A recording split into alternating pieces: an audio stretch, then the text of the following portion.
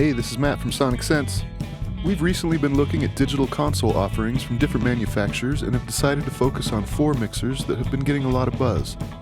The Behringer X32, the Soundcraft SI Expression, the Presonus Studio Live 2442, and from Roland Systems Group, the M200i.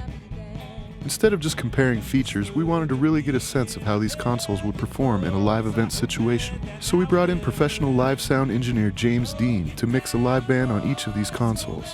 James is currently doing front of house for The Devil Makes 3 and Murder by Death. He has also helmed the board for the Tokyo Police Club, Matt and Kim, The Thermals, Ha Ha Tonka, and many others. A special thanks to Boulder-based band Wandering Natives, who were kind enough to come down and play while James worked the boards.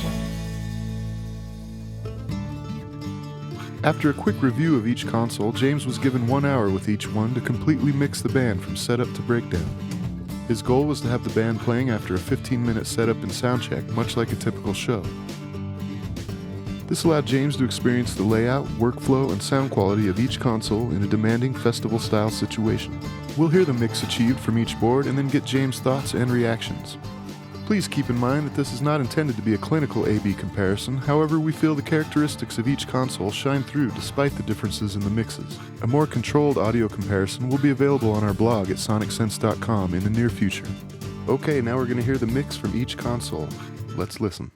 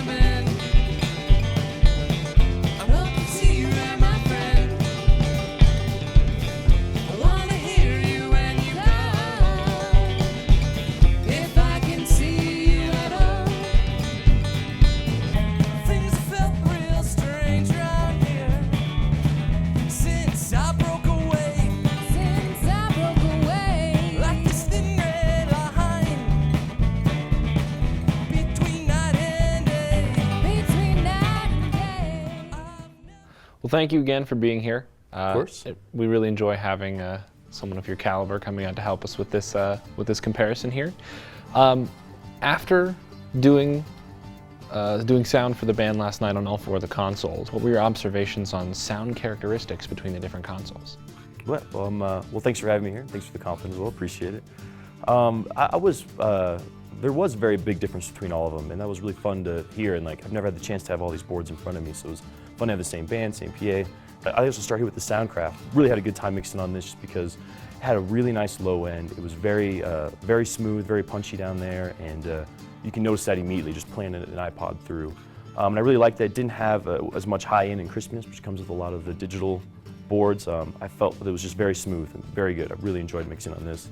The Behringer had a little bit crispier on the top end, a little higher definition. It sounded and felt more like a lot of the digital boards I've used on the market. But it was nothing that was a bad thing. It was just a little bit brighter. Vocals popped a lot more. I was taking a little bit of high end out of EQ, but still, I really enjoyed this. Very good workflow. This one felt a lot like an analog board because I could use my submixes there, and I could double bus and use a compression over there on the subgroups, which was great. So I had a really good time with this. This sounded very much like an analog board to me as well, and it was just, I enjoyed this one. I wouldn't say I enjoyed the low end as much as I did with the Soundcraft or the definition here, but it was kind of a happy medium between the two. The Roland I thought was one of the stars for me on sound quality. The low end was super smooth. High end didn't bother me at all. It wasn't fatiguing. It was just very pleasant. I really enjoyed this one quite a bit. Which one stood out to you as far as the effects? That was definitely with the Roland. The effects on it was, as soon as you dial them up, you didn't have to go into the effects machine and change a lot of settings. I thought the settings they had for it were super smooth, super great. I probably used a little more reverb on this one than I did with the other ones because I enjoyed it so much. The Behringer has a workflow very similar to a lot of other digital boards I've used. I really liked having this master section here. That's something I'm used to seeing on any mixing board. It was just I made very few mistakes when I was getting around on this one. It felt very comfortable. It was easy to view things, easy to get around, very big screen to see things. It let me do internal routing in batches. I could do banks of 8 if I wanted. So getting around on this board was very, very easy. I had a little more trouble on the Soundcraft, but there's also some things I like better, how easily things flip to fader. I think this would make an excellent monitor console. And to be able to get to your GEQs, I really, really liked. Wish I would have had the iPad to try it out, because the screen's a little small, but it is a touch screen, and it's the only touch screen here, which was really cool for routing, and sometimes that's just an easier interface to deal with. Getting around on this is super simple because there's no layering. Everything is kind of right in front of you. You can just hitting selects, and everything is right there. You don't have to go find anything. Doesn't do internal routing though, which is a nice feature to have in the digital world. This you couldn't do, but at the same time, there is no menus. It's very simple, very easy to get around. This is a iPad must, I would say, or tablet must.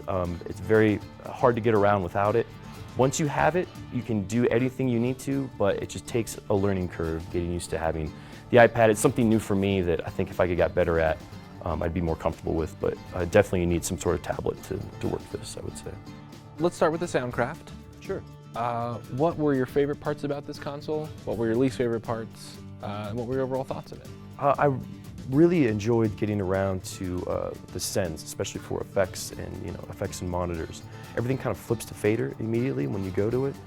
So it's very, very quickly. If you need to get to a wedge, you can hit there. You can see your whole mix go into that wedge.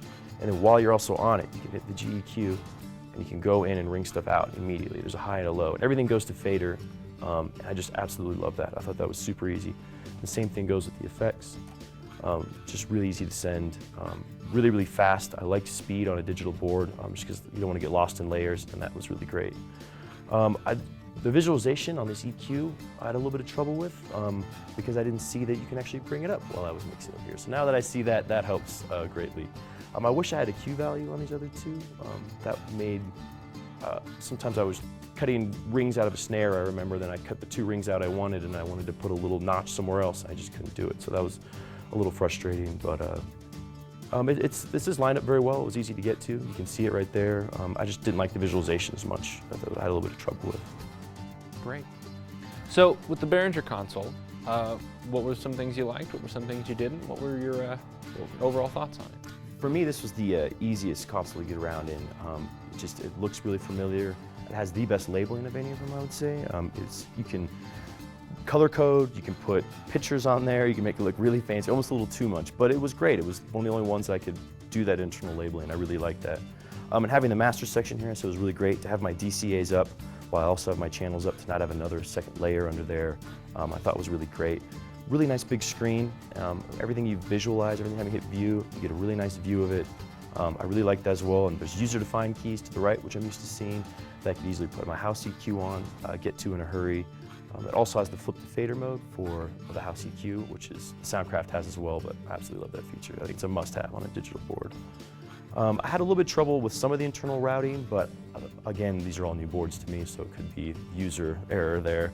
But I very much enjoyed getting around on this one. It was very easy. As far as the individual channels, individual effects, and maybe even the effects processing, what do you think? Effects processing I wasn't crazy about, but it did its job very well. It was there. They have lots of options. You can get 4 different engines. I think it was even more than that. The effects was a non-problem. Very easy to get to, very easy to set up. Sending stuff is all done on these pots. I wish there was a label for them, but it's nice to have. I like having pots to go to. I like things that you can reach and grab for while I'm mixing. I can go to my effects there without going to another layer. The channel, easy to get to compression, easy to get to gates. It was just easy to get around in. That's all I can say. Okay, so on the Personas console, what were some things you liked? What were some things you didn't? What was your overall thoughts?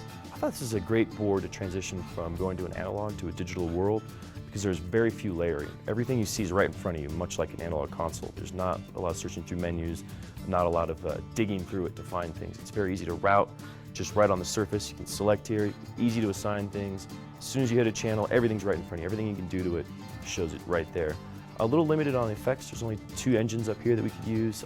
Labeling, obviously I had to use my own paper labeling, but it was so easy to be able to sub stuff over, do, I could do double bus things and do some compression over there. I really enjoyed that. The metering was really fantastic too. Very easy to meter all of your channels at once very quickly.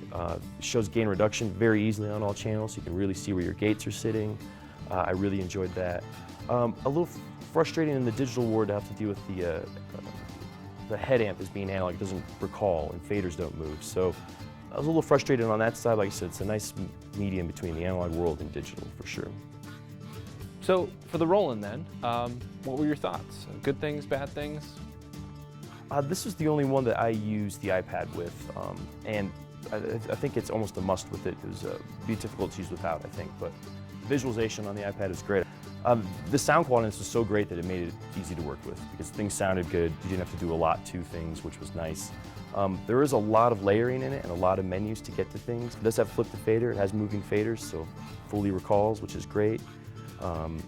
I had a little bit of trouble getting around, but it just took some practice. Like I said, this was new to me, and the sound quality was so good it was worth it at the end of it. Sure. One thing I noticed visually is that this doesn't have a dedicated effects section. Did you find getting around the effects with the iPad was It was much, I pretty much spent my whole time in the iPad getting around. I did very few things here. It was very nice to use the one pan pot they have on here. I mean, the pot I used for all my head amps, which was nice. I kind of just dedicated that to it and did everything else in the iPad. And I was actually really enjoying doing the hue curves on that iPad just because you can just grab something and move it with your finger. Just grab it around. And I actually really liked that once I got into it. Great. And the effects did sound awesome. All right, so that's the Roland. Any final thoughts? Anything else you'd like to mention? No, the digital world's here. I guess it's nice to see these consoles come in. It was just a pleasure to use all of them together, and the future, science, it's happening. There you go. Well, thanks so much for all your help. Thanks so much for coming in, and Sonic Sense, old school service in a modern marketplace.